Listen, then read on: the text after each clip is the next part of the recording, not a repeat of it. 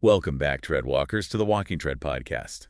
Ready for another spooky story? Always. Tonight, we're going to unpack a tale called The Prince's Bargain.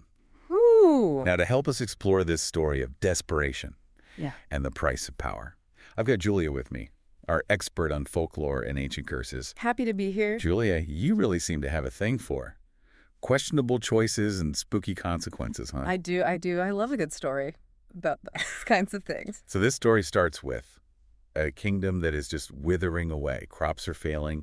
People are starving. You've got Prince Elias, young leader, desperate to save his people.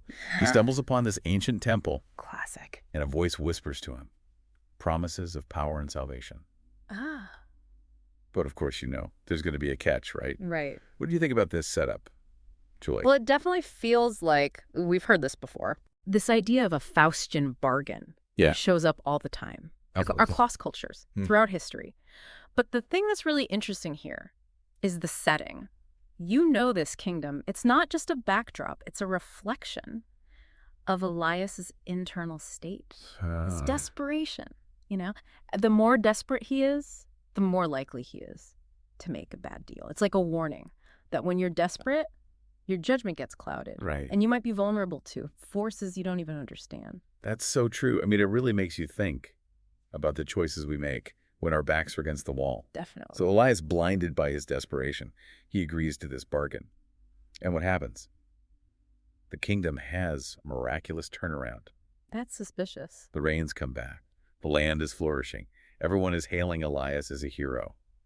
What do you think about this sudden shift, Julia? Well, it makes you wonder, is this just part of the story or is there something deeper going on? Yeah, what do you think? I think it plays on our desire for those quick fixes, Yeah. especially when we're in a crisis. You know, we want that easy solution. We want to see results now. And the story is showing us how seductive that power can be, that promises you those immediate results, even if there are strings attached. It also sets up the irony of what's about to happen. Oh, I like that. Elias gets what he wants, but at a cost he can't imagine. And that's where things start to get creepy. Oh. Elias, he starts to change.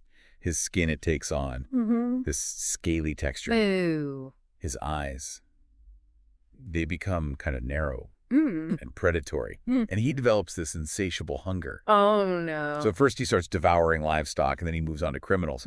But the thing that really gets me is how he justifies it all. He says that he's doing it for the good of the kingdom. Oh, it is so chilling. It sends shivers down my spine. It's a classic case of the slippery slope of power. You start with good intentions, but then they get corrupted. Yeah. Elias, he's convinced himself that what he's doing is for the greater good. He's completely blind to how horrifying his actions are. Now, are you saying that even good leaders can become corrupted? Absolutely. Yeah. Especially when they think that they're justified. And of course, it gets worse.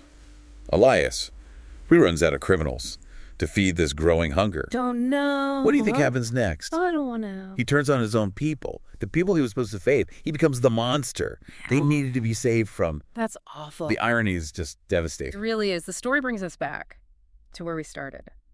But it's even darker now. Elias's power was built on shortcuts and unethical choices, and it led to destruction.